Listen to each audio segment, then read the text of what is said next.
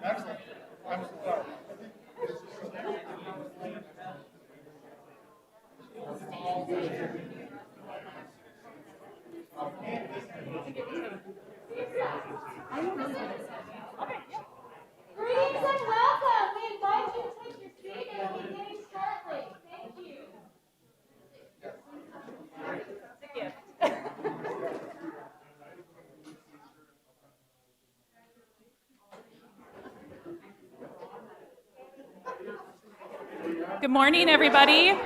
We want to be mindful of everyone's time because we know you took time to be here with us today. If you're here in person, we're thankful you're here. If you're here virtually, we're also still very grateful that you took the time to join us virtually. My name is Nikki Einen. I'm an outpatient mental health therapist with Avera Behavioral Health. I'm also one of the members of Social Networks, which is a grassroots effort that focuses on building resilient youth and families in Brookings County. I'm going to introduce some of our group members, so I'm just going to let Chad get in here a little bit. And then if you could just wave as I introduce you, that would be great. Michelle Vandeweerd, unfortunately, joining virtually. So hi, Michelle. She is and she's home with some sick kiddos. We have Chad Adamson, the middle school Beal, the Executive Director of Brookings County Youth Mentoring Program, and Heidi Gullickson, the Executive Director of the Brookings Area United Way. And so we've been meeting for, like I said, to really focus on that initiative of building resilient youth and families in our community.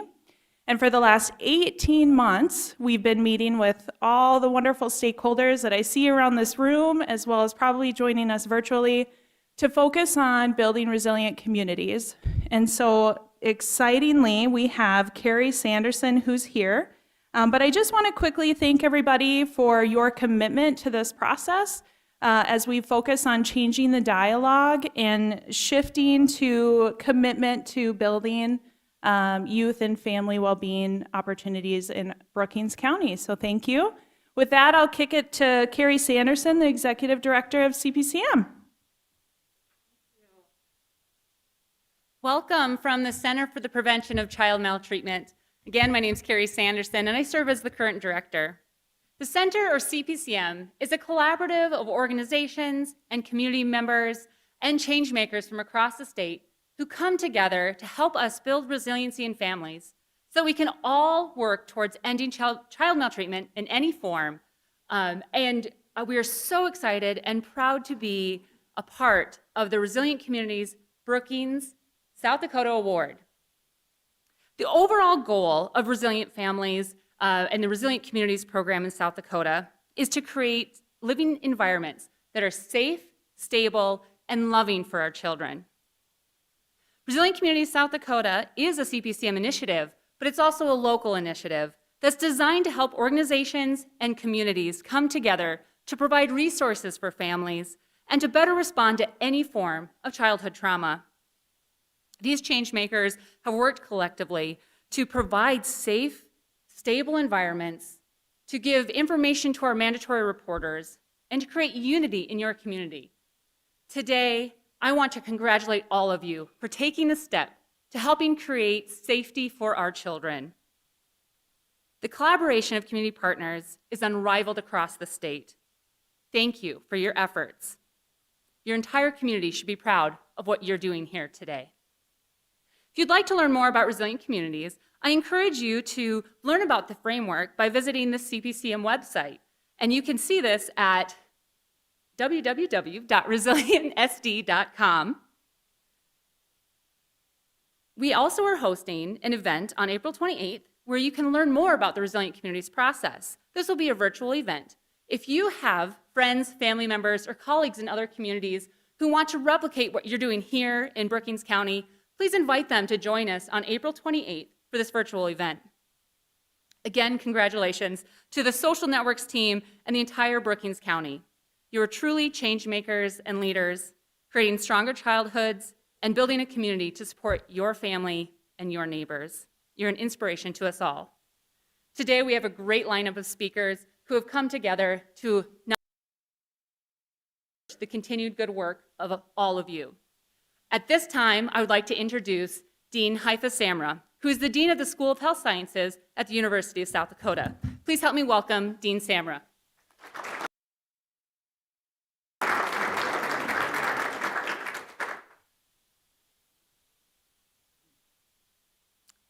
Good morning. Probably you're wondering, what is this coyote doing here? I call myself a coyote. So I lived in Brookings for 21 years before I assumed my position at USD. And this is an exciting event. I believe this award didn't happen by accident, but it is the collective work, partnership, coordination, and collaboration that occurred on behalf of many, many individuals. So congratulations. The School of Health Sciences at the University of South Dakota is proud to offer support for the South Dakota Resilient Communities Program. The Center for Prevention of Child Maltreatment operates under the University of South Dakota School of Health Sciences, but it serves the entire state of South Dakota. And the School of Health Sciences is committed to this service and to the center.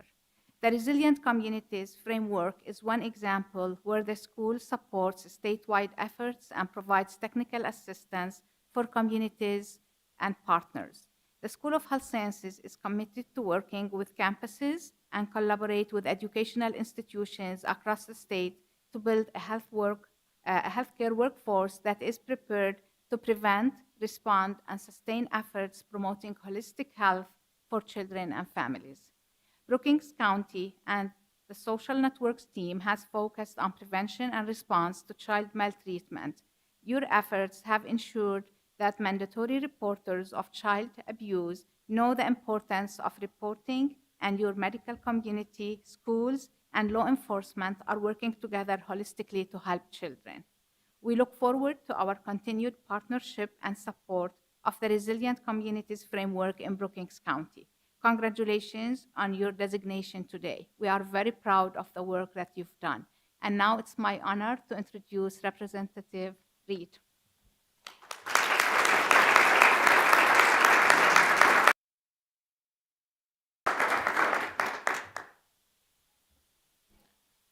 Thank you, and good morning.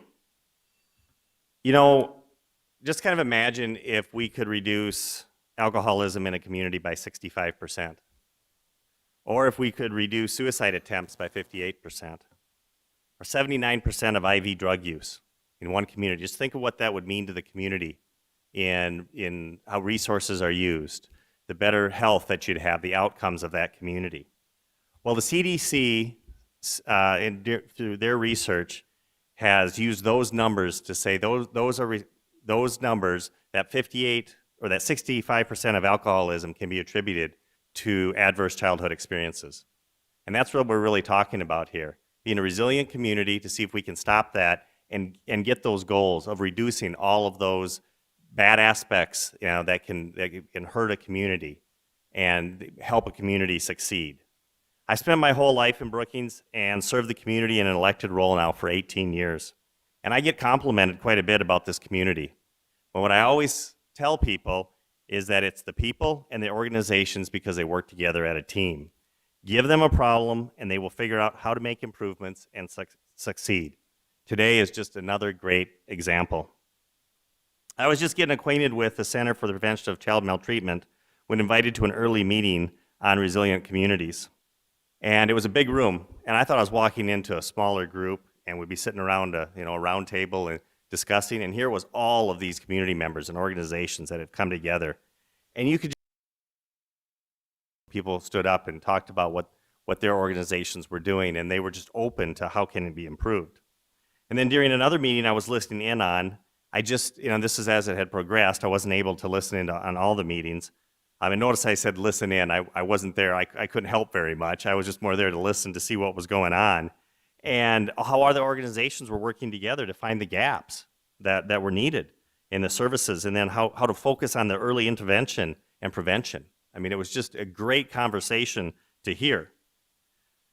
Brookings has always had a lot of positive assets, but with this program under the leadership of social networks, they were brought together to improve coverage and attack problems in a proactive, positive way.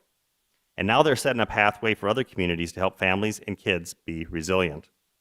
On behalf of the CPM Advisory Board and the community of Brookings, congratulations to all the organizations involved in the resilient community effort. And a big thank you to Chad, Darla, Nikki, Heidi, and Michelle. They did a fantastic job leading this effort here in Brookings. And next, I would like to introduce Dr. Daniel Scholl. He's a Vice President of Research and Economic Development at South Dakota State University.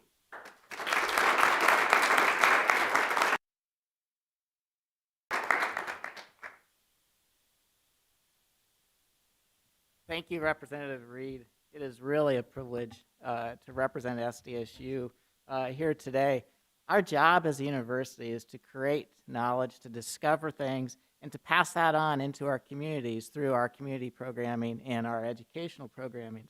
But as our faculty and our students do that kind of work, stresses mount, and stresses have impacts on families and households, and the children in those households bear the pressure of those stresses. So we were very happy to center our attention on our people, which comprise a large proportion of the Brookings community, both employees and students, to provide them best practices and tools to cope with stress and to identify sources of stress that ultimately roll down to impact the young people in their households. And what a privilege it is to be able to join with other organizations throughout the community under the organizational leadership of those who've been recognized already this morning to share best practices and learn from one another so that we as a community in all of our parts and pieces can build resiliency into our neighborhoods and into our households. That will serve the community, serve the state, and really serve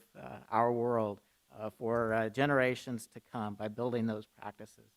At this point, I'm very happy to introduce to you Dan Nelson, Brookings County's State Attorney.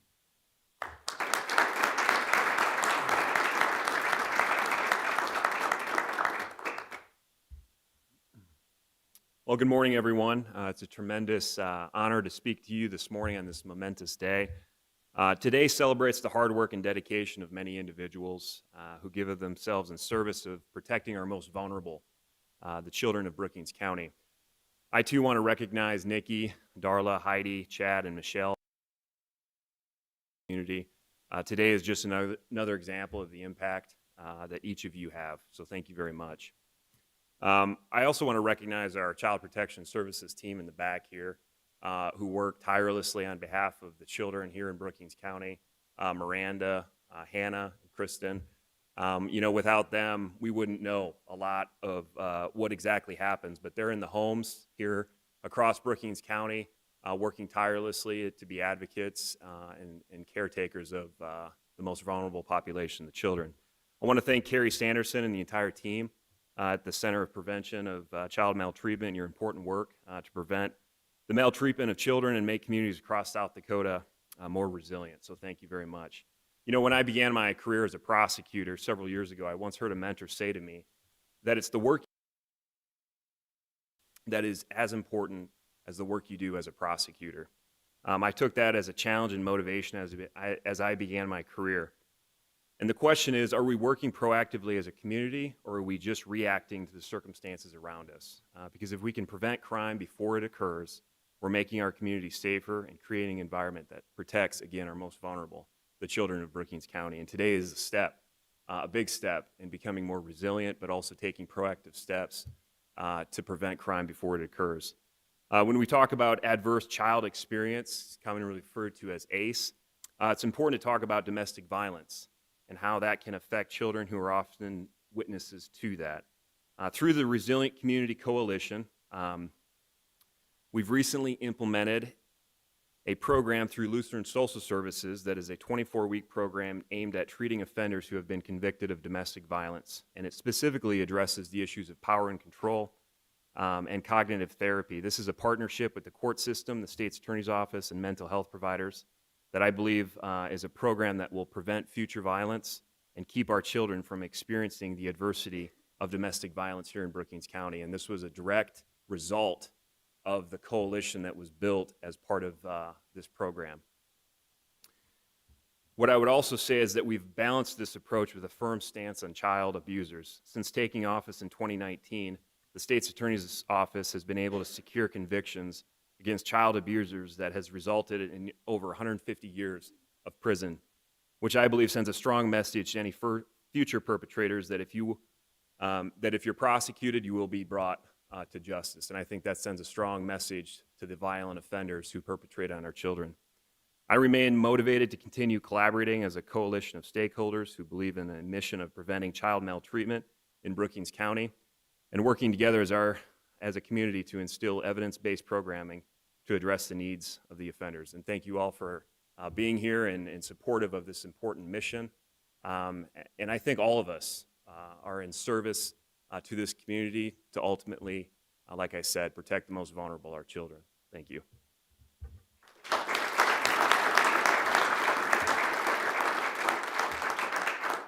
And with that, I'll turn it back over to Kerry.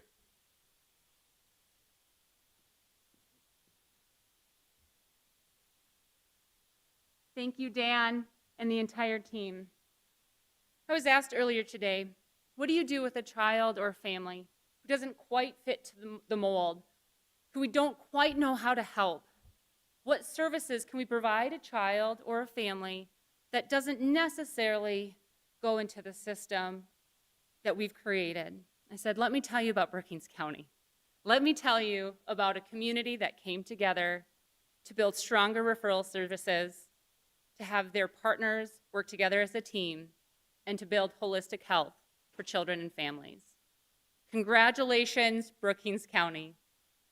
Today, we would like to award you with your official Resilient Communities designation. I would like to invite the social network team to the front.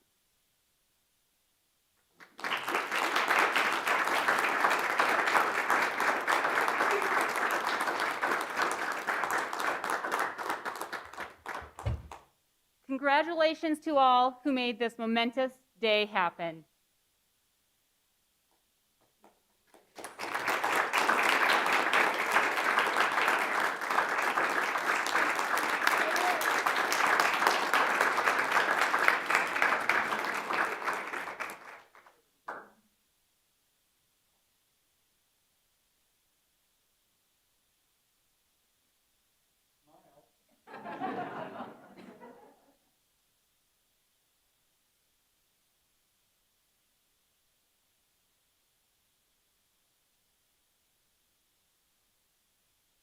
Thank you all so much for being here, and it's really congratulations to all of the many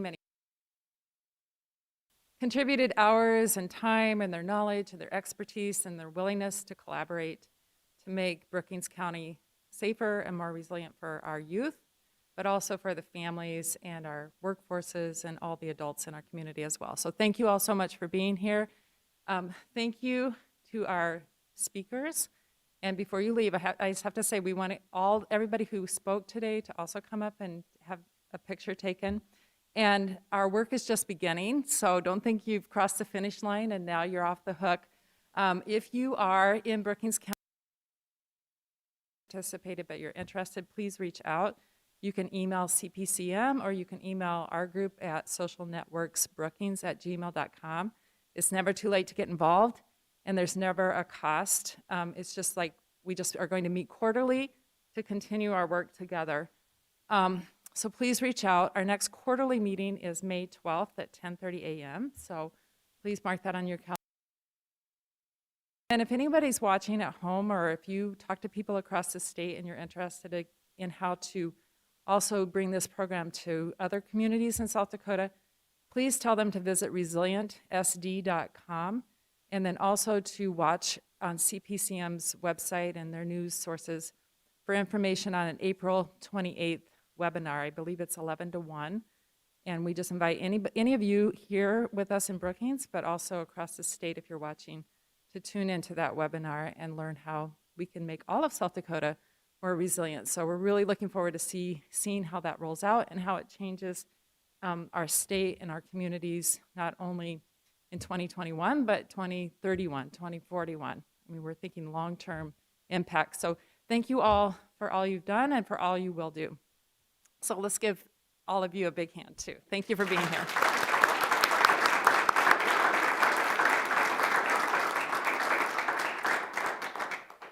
Like Darla said, we also want to acknowledge everyone who's already taken the pledge to be a Brookings Resiliency Motivator. So if you're curious who that is, we'll have that kind of going on in the background.